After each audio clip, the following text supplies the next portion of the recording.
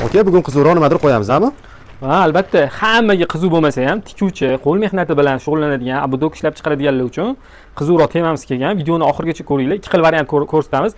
Qaysi biri sizlarga ma'qulroq? Sizlarga topgan munchog'im mana shu bo'ladi. 10 xil rangini olib kelib qo'yganmiz. Ko'rishingiz mumkin.